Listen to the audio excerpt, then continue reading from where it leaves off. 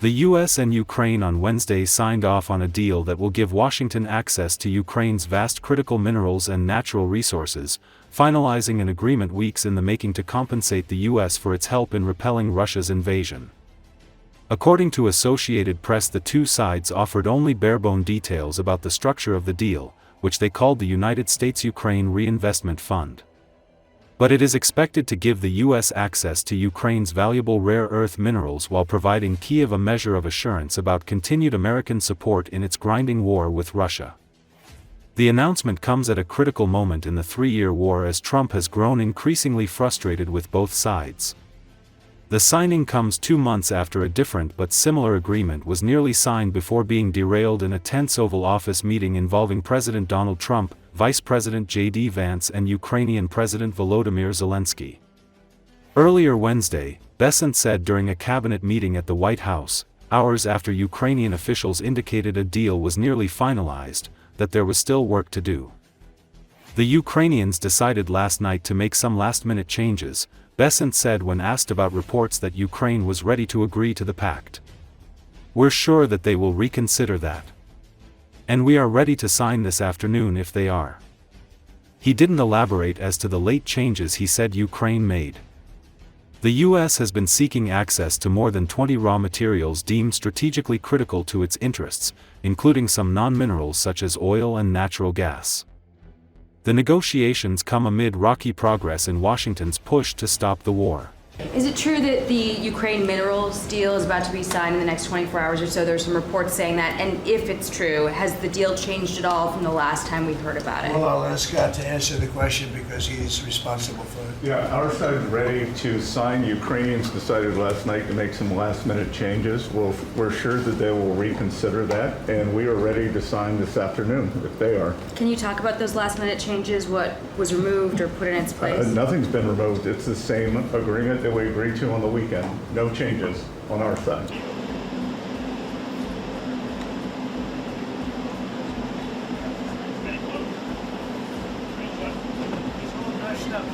President Trump, what's your message to Vladimir Putin, sir?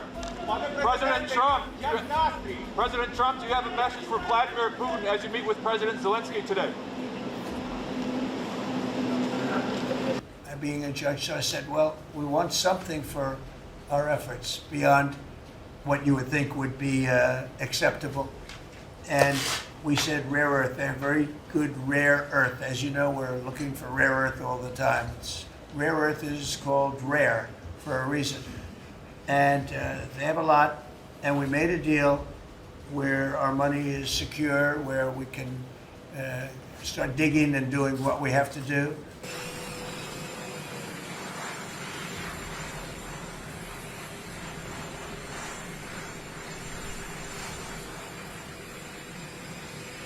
Якщо питання боргів, тощо, я це говорив, я не знаю, як всього, я чесно не знаю, але якщо піднімається там це питання, так, ми не будемо сприймати борги, як я і казав, це для мене там зрозумілі абсолютно речі, я їх не бачу. Принаймні ми говоримо про минуле. Якщо, знов-таки я повторюсь, якщо буде матись на увазі якісь перспективи, нова підтримка, нові пакети підтримки, і тоді Сполучені Штати Америки, напевне, можуть ставити ті чи інші умови, розуміючи, що безкоштовно ця команда нам нічого робити не буде. Ну, це вони офіційно говорять. Mr. President, can we talk to you real quick? Start the meeting. We made a deal, and I assume they're going to honor the deal. And, I put Scott in charge, and Scott's done it beautifully, but we haven't really seen the fruits of that deal yet. I suspect we will. Ukrainian President Volodymyr Zelenski has hinted at the possibility of the victory parade in Moscow not taking place. Ukrainian leader wrote about this on his social media account. He noted, "We are picking Russia's pain points so that we can push Moscow into diplomacy. Now they are worried that the parade is being called into question, and they are right in their concerns.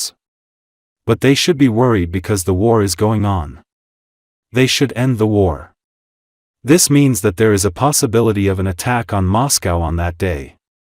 It should be noted that although the Russian president had previously proposed a ceasefire for May 8 to 10, Zelensky did not agree to it.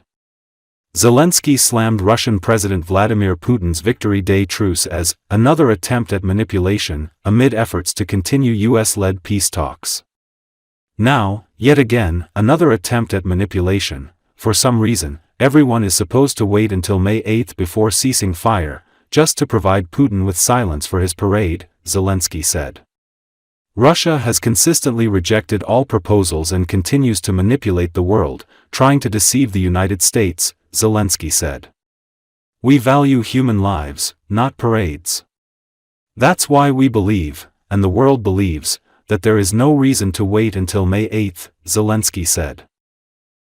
Бажаю здоров'я, шановні українці і українки. Коротко про сьогодні. Взяв участь в роботі саміту ініціативи трьох морів. Один з форматів, які об'єднують наш регіон. Від Чорного моря до Балтійського та Адріатики. Правильний формат – те, що наближає нас до Європейського Союзу. Наша пропозиція – зробити формат більш практичним.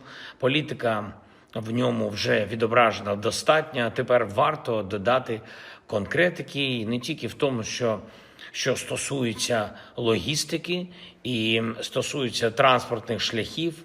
Зараз, після блекауту в Іспанії та Португалії, після всіх російських ударів по нашій енергетиці, після об'єктивно непростих змін на газовому ринку Європи для всіх в Європі, очевидно, що потрібно більше спільних проєктів, більше допомоги один одному саме в енергетиці і в інших питаннях критичної інфраструктури. Зв'язок, трубопроводи, безпека портів. Український внесок в це може бути значним, і ми пропонуємо партнерам робити разом більше саме на цих напрямках. Сьогодні ж обговорювали підготовку нового рішення Ради національної безпеки і оборони.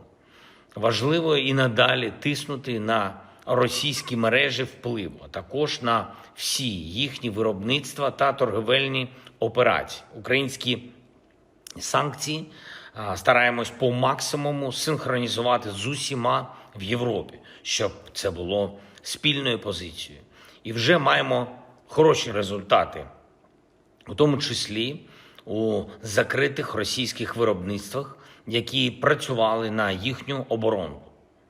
Готуємось також і до розмови з Америкою щодо нових санкційних кроків. Обираємо саме такі больові точки Росії, які найбільше спонукатимуть Москву до дипломатії. Вони повинні робити чіткі кроки до завершення війни. І ми наполягаємо, що безумовне і повне припинення вогню має стати першим кроком. Росія повинна це зробити. Зараз вони переживають, що у них парад під питанням. І правильно переживають. Але повинні переживати, що ця війна досі триває. Вони повинні закінчити війну. Говорив сьогодні з головкомом Сирським. Воїни тримають позиції, захищають нашу державу.